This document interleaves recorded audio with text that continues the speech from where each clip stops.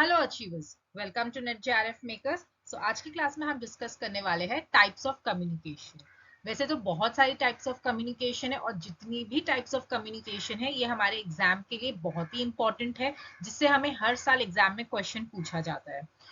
आज जो हम कवर करने वाले हैं वो है इंटरपर्सनल कम्युनिकेशन, उसके 3 stages, 6 different types of interpersonal power of communication, intrapersonal communication, transpersonal, group communication और लास्ट में हम कुछ प्रैक्टिस क्वेश्चन करेंगे। और बाकी जो हमारी रिमेनिंग टाइप्स ऑफ कम्युनिकेशन है वो हम हमारे आने वाली वीडियो में कवर करेंगे। सबसे पहले हम स्टार्ट करेंगे इंटरपर्सनल कम्युनिकेशन से। इंटरपर्सनल कम्युनिकेशन क्या होता है? It takes place between two और मोर पीपल, मतलब जब दो लोग या दो से ज्यादा लोग के बीच में जो कम्युनिकेशन होता है, जो शेयरिंग ऑफ मैसेज होता है, यानी कि आइडियाज, इंफॉर्मेशन, या दो लोग आपस में जो इमोशन शेयर करते हैं, उसे हम क्या कहते हैं? Interpersonal communication. अब ये फेस टू फेस भी होता है, फोन कॉल्स पे भी होता है, ईमेल के जरिए, वीडियो कॉन्फ्रेंस के थ्रू। पर क्या होता है, 95% हम क्या करते हैं? फेस टू फेस कम्युनिकेशन करते हैं। जब दो लोग आपस में बात करते हैं तो ज्यादा क्या होता है? Face to face communication. इसलिए हम इंटरपर्सनल कम्युनिकेशन को फेस टू फेस कम्युनिकेशन भी कहते हैं। इसे हम डायडिक कम्युनिकेशन भी कहते हैं। डायडिक क्यों कहते हैं? क्योंकि यहाँ पे एटलीस्ट दो लोग का इन्वॉल्व होता है, यानी कि यहाँ पे दो लोग एटलीस्ट होते हैं इस कम्युनिकेशन में।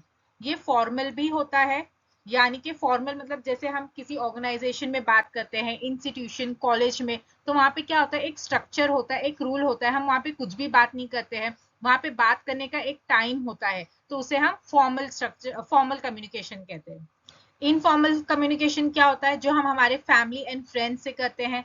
वर्बल कम्युनिकेशन, जहां हम शब्दों का इस्तेमाल करते हैं, ओरली मतलब जो हम कम्युनिकेशन करते हैं, या रिटन फॉर्म में कम्युनिकेशन करते हैं। नॉन वर्बल, जहां हम हमारे फेशियल एक्सप्रेशन का यूज करते हैं। इंटरपर्सनल कम्युनिकेशन इनमें से कुछ भी हो सकता है।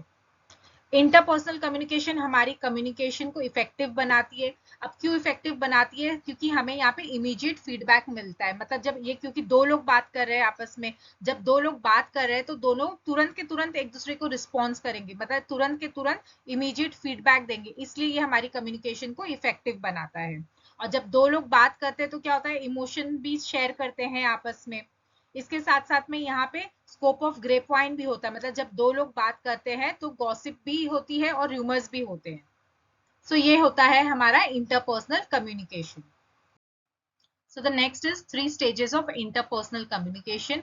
इंटरपर्सनल कम्युनिकेशन को हमने अभी ही डिटेल में डिस्कस किया है। ये क्या होती है? जो दो लोग के बीच में कम्युनिकेशन होता है, मतलब फेस टू फेस कम्युनिकेशन होता है, उसे हम इंटरपर्सनल कम्युनिकेशन कहते हैं। अब इसके ये 3 स्टेजेस को हम डिटेल में पढ़ेंगे। तो फर्स्ट स्टेज है हमारा फेटिक stage, second is personal and the last is intimate stage.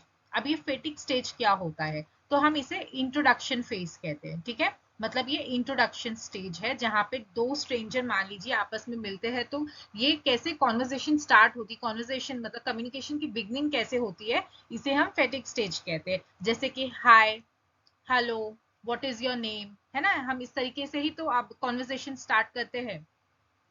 Second है हमारा पर्सनल स्टेज। यहाँ पे क्या होता है? जब हम सामने वाले के साथ थोड़ा कंफर्टेबल हो जाते हैं तो हम हमारे वर्क से रिलेटेड बात करते हैं। डायरेक्ट तो हम किसी से किसी की काम की बात तो पूछेंगे नहीं। जब थोड़ा हाय हेलो हो जाता है, थोड़ा कंफर्टेबल हो जाते हैं, तो फिर अब हम यहाँ पे क्या डिस्कस कर रहे हैं? काम की बात डिस्कस कर रहे हैं। जैसे कि आप क्या काम करते हो, मैं क्या काम करता हूँ। हम ज्यादा कुछ इन्फॉर्मेशन नहीं देते, पर एक वो कंफर्टेबल होता है जो लिटिल बिट ऑफ इन्फॉर्मेशन हम सामने वाले से, मतलब सामने वाले को देते हैं। इसे हम पर्सनल स्टेज कहते हैं। And the last is intimate stage. ये हम हमारे फैमिली फ्रेंड्स के साथ हम शेयर करते हैं, हमारी सारी पर्सनल बातें, हमारे इमोशंस जिनके साथ शेयर करते हैं, वो होता है इंटीमेट स्टेज, जिसको हम एकदम, जिनसे हम ज्यादा क्लोज होते हैं। ये है हमारे 3 stages of interpersonal communication. I hope आपको ये क्लियर हुआ होगा। 3 स्टेजेस ऑफ इंटरपर्सनल कम्युनिकेशन के बाद अब हम देखेंगे 6 different types of interpersonal power of communication. Interpersonal हमने अभी ही पीछे डिटेल में डिस्कस किया है। इंटरपर्सनल क्या होता है? जहां पे दो लोग आपस में फेस टू फेस कम्युनिकेशन करते, करेक्ट। अब जब दो लोग आपस में कम्युनिकेशन करते हैं तो उसमें से हमेशा एक व्यक्ति होता है जो इतना पावर होल्ड करता है कि वो जो दूसरे पर्सन को इन्फ्लुएंस कर सके। मतलब जैसे मान लेते हैं हम यहाँ पे, जैसे ये पर्सन ए है और ये पर्सन बी है, दोनों आपस में एक दूसरे से बात कर रहे हैं, तो ये जो पर्सन ए है ना, ये इतना इसके पास पावर ये होल्ड करता है, इतनी एबिलिटी है इसके पास कि ये अपने बातों से पर्सन बी का जो भी एटीट्यूड है, जो भी बिलीव है, उसको चेंज कर सकता है, मतलब इसको इन्फ्लुएंस कर सकता है। सो इसे हम कहते हैं interpersonal power of communication. For example हम टीचर का लेंगे, टीचर जब क्लासरूम में स्टूडेंट और टीचर के बीच में कम्युनिकेशन होता है, तो वहां पे क्या होता है, टीचर स्टूडेंट्स को इन्फ्लुएंस करती है। सो 6 टाइप्स ऑफ इंटरपर्सनल पावर कौन कौन से हैं? Expert power, referent, information, legitimate, reward and cohesive power. In 6 power को हम डिटेल में डिस्कस करेंगे। तो सबसे पहले हम समझेंगे एक्सपर्ट पावर। एक्सपर्ट क्या होता है? एक्सपर्ट वो होता है जो व्यक्ति किसी सब्जेक्ट में एक स्पेशलाइज्ड नॉलेज रखता है ना, मतलब एक्सपर्टीज होता है, किसी सब्जेक्ट में एक स्पेशलाइज्ड नॉलेज रखता है। फॉर एग्जाम्पल हम लेंगे डॉक्टर। डॉक्टर क्या है? वो अपने सब्जेक्ट में यानी मेडिसिन में एक्सपर्ट है, उसको मेडिसिन के बारे में जानकारी है। अब मान लेते हैं कोई व्यक्ति है, वो डॉक्टर के पास जाएगा, तो अब क्या हो रहा है यहाँ पे? इंटरपर्सनल कम्युनिकेशन हो रहा है ना। डॉक्टर के पास कोई व्यक्ति जाएगा तो ये इंटरपर्सनल कम्युनिकेशन हो रहा है। तो अब यहाँ पे क्या होगा? डॉक्टर की जो कम्युनिकेशन होगी वहां पे क्या होगा? वहां पे डॉक्टर की एक्सपर्टीज दिखेगी, मतलब उसकी स्पेशलाइज्ड नॉलेज दिखेगी उस व्यक्ति पे।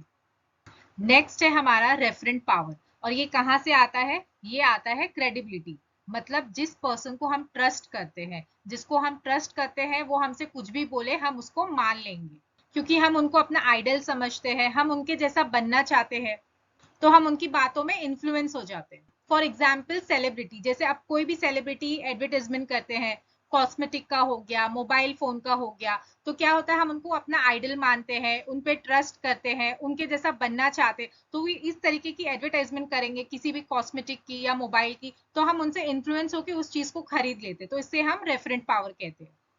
नेक्स्ट है हमारा इंफॉर्मेशन पावर। सो एक व्यक्ति जिसके पास कोई एक्सपर्टीज नहीं होती, मतलब कोई वो स्पेशल नॉलेज नहीं रखता किसी सब्जेक्ट में, पर उसके पास सारी इंफॉर्मेशन होती है। इसको हम एक छोटे से एग्जाम्पल से समझेंगे। जैसे मान लेते हैं प्रॉपर्टी डीलर, उनके पास सारी इंफॉर्मेशन होती है, वो कोई इंटीरियर डिजाइनर नहीं होते, पर उनके पास प्रॉपर्टी को लेके सारी डिटेल्स होती है, उनको पता होता है कि कहाँ कौन सा घर खाली है, किस घर का क्या रेंट है। अगर हम उनसे पूछेंगे कि हमें कहीं घर बताइए, तो वो हमें सारी इंफॉर्मेशन लाके देते हैं, मतलब ये सारी इंफॉर्मेशन वो लोग होल्ड करते हैं। नेक्स्ट है हमारा लेजिटिमेट पावर, जो आता है अथॉरिटी से।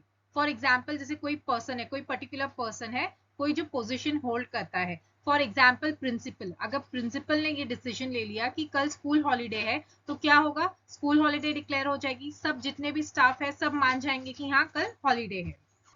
नेक्स्ट है हमारा रिवॉर्ड पावर, इसे हम फॉर्मल पावर भी कहते हैं। जो लोग इस पावर को होल्ड करते हैं, फॉर एग्जाम्पल मैनेजर, या आपके ऑफिस के बॉस हो गए, या आपका टीम लीडर। जैसे मान लीजिए अगर आपने कुछ अच्छा परफॉर्म किया, तो आपको क्या मिलेगा? आपको प्रमोशन मिलेगा, बोनस मिलेगी, आपको कुछ एक्स्ट्रा बेनिफिट्स मिलेंगे। लास्ट है हमारा कोएसिव पावर, इसे हम अथॉरिटेरियन पावर भी कहते हैं। सो यहाँ पे जो पर्सन होता है ना, जो पोजीशन होल्ड करता है, वो आपसे फोर्सफुली पनिशमेंट के जरिए काम करवाता है। फॉर एग्जाम्पल हम बॉस का ही ले लेते हैं। अगर बॉस को आपका काम पसंद नहीं आएगा, तो बॉस क्या करेगा? आपको धमकी देगा कि हाँ मैं जॉब से आपको निकाल देता हूँ। तो मतलब फोर्सफुली धमकी के जरिए जो आपसे काम कराया जाए, उसे हम कोएसिव पावर कहते हैं। आई होप आपको सारे इंटरपर्सनल पावर ऑफ कम्युनिकेशन समझ में आए होंगे। इसको हमने बहुत ही इजी से इजी एग्जाम्पल से समझाने की कोशिश की है। Next is intrapersonal communication. Intrapersonal communication क्या होती है? सो ये कम्युनिकेशन जहां हम खुद से बात करते हैं, उसे हम इंट्रापर्सनल कम्युनिकेशन कहते हैं, मतलब कम्युनिकेशन विथ वन सेल्फ, खुद से बात करने को हम इंटरपर्सनल कम्युनिकेशन कहते हैं। जैसे सेल्फ टॉक, खुद से बात करना, या कुछ इमेजिन करना, कुछ विजुअलाइज करना, कुछ याद करना, डायरी में अपने थॉट्स को लिखना, ये भी सब क्या है? ये पार्ट है हमारे इंटरपर्सनल कम्युनिकेशन का। देखो हम अपने आप से दिन भर बातें करते रहते, कुछ ना कुछ हमारे दिमाग में चलता रहता है ना, कि आज मैं यहाँ जाऊंगा, आज मैं ये काम कंप्लीट करूंगा। यहाँ तक कि हम अपने आप को सेल्फ मोटिवेट भी करते हैं। फॉर एग्जाम्पल मान लीजिए हम किसी कंपटीशन में पार्ट लिए, तो अब हम वहां पे क्या करते हैं? अपने आप को मोटिवेट करते हैं ना, अरे नहीं आज मैं ये कंपटीशन कैसे भी जीत के रहूंगा, मैं अच्छे से अच्छा स्पीच दूंगा, सबसे अच्छा करूंगा मैं, मतलब अच्छी स्पीच दूंगा। तो ये सब क्या है? ये पार्ट है हमारे इंटरपर्सनल कम्युनिकेशन का। नेक्स्ट है हमारा ट्रांसपर्सनल कम्युनिकेशन। अब ट्रांसपर्सनल कम्युनिकेशन क्या होता है, ये एक डीपर पार्ट है हमारे इंट्रापर्सनल कम्युनिकेशन का। इंट्रापर्सनल कम्युनिकेशन जहां हम खुद से बात करते हैं, और ट्रांसपर्सनल कम्युनिकेशन जहां हम ऐसे लोगों से बात करते हैं जो फिजिकली प्रेजेंट नहीं होते, मतलब जो हमें दिखाई नहीं देते हैं। फॉर एग्जाम्पल जैसे प्रेयर, प्रेयर में हम क्या करते हैं, हम गॉड से बात करते हैं, या आपने ऐसा भी सुना होगा, बहुत से लोग कहते हैं ना कि हम स्पिरिट से बात करते हैं, हम आत्माओं से बात करते हैं। तो ये सब क्या है, ये सारे एग्जाम्पल है ट्रांसपर्सनल कम्युनिकेशन का। सो लास्ट है हमारा ग्रुप कम्युनिकेशन। अब ग्रुप कम्युनिकेशन क्या होता है, जहां पे 3 या 3 से ज्यादा लोग आपस में इंटरेक्ट करते हैं, यानी कि आपस में कम्युनिकेट करते हैं to achieve a common goal. ठीक है, मतलब जब एक ग्रुप का फॉर्म होता है जहां पे एक कॉमन गोल होता है। फॉर एग्जाम्पल अगर ये एक लाइव क्लास होती तो हमारा एक ग्रुप बन जाता, और हमारा कॉमन पर्पस क्या था यहाँ पे, एनटीए नेट पेपर को डिस्कस करना।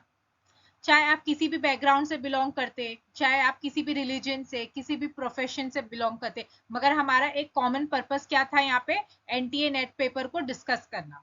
और ग्रुप कम्युनिकेशन में हमेशा एक लीडर होता है, मतलब जो आगे इंफॉर्मेशन लोगों को देता है, ग्रुप को लीड करता है। जैसे हमारा मान लीजिए एग्जाम्पल, व्हाट्सएप ग्रुप में भी तो एडमिन होता है जो दिन भर हमें कुछ ना कुछ इंफॉर्मेशन भेजता रहता है।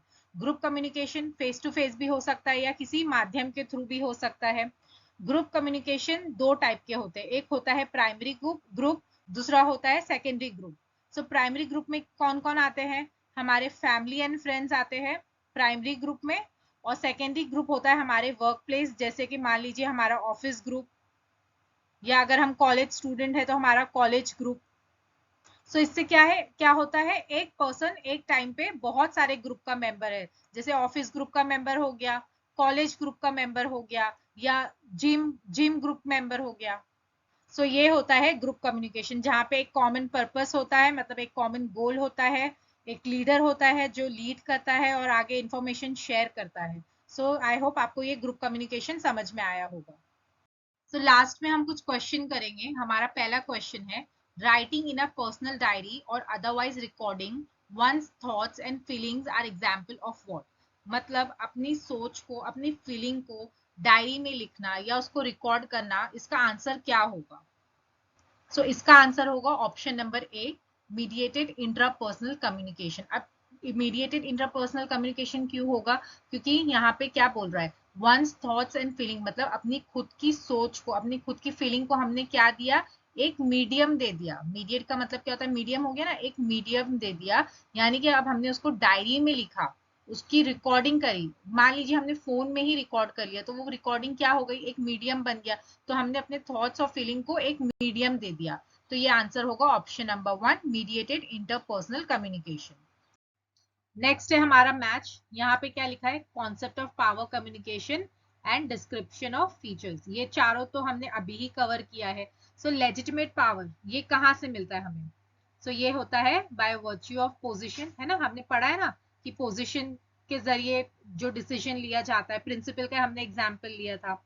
Then referent power, referent power जहां हमने सेलिब्रिटी का एग्जाम्पल लिया था, कि जहां आप जिनको अपना आइडल समझते हो, जिनको आप पसंद करते हो, तो उनके इन्फ्लुएंस में आके आप क्या करते हो, उनके इन्फ्लुएंस में आप आके कुछ डिसीजन लेते हो।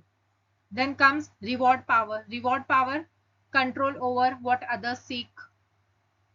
The last is expert power, expert जहां पे एक स्पेशलाइज्ड नॉलेज होती है। तो इसका आंसर है हमारा ऑप्शन नंबर डी।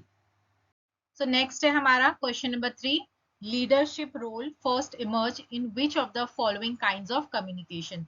सो कौन सी एक ऐसी कम्युनिकेशन है जहां पे एक लीडर होता है जो ग्रुप को लीड करता है, तो वो है हमारा group communication, small group communication. हमने अभी ही पढ़ा ना कि जब ग्रुप कम्युनिकेशन होता है, एक कॉमन पर्पस होता है, और साथ में क्या होता है, एक लीडर होता है जो सारी इंफॉर्मेशन ग्रुप में आगे देता है। सो लास्ट क्वेश्चन है हमारा, कम्युनिकेशन बिटवीन 2 और more people is called what. मतलब दो या दो से ज्यादा लोगों के बीच में जो बात होती है उसे हम क्या कहते हैं। सो इसका है answer option number B, interpersonal communication. I hope आपको ये वीडियो अच्छा लगा होगा। सो इस वीडियो को लाइक करें, चैनल को सब्सक्राइब करें और ज्यादा से ज्यादा इसको शेयर करें। Thank you for watching.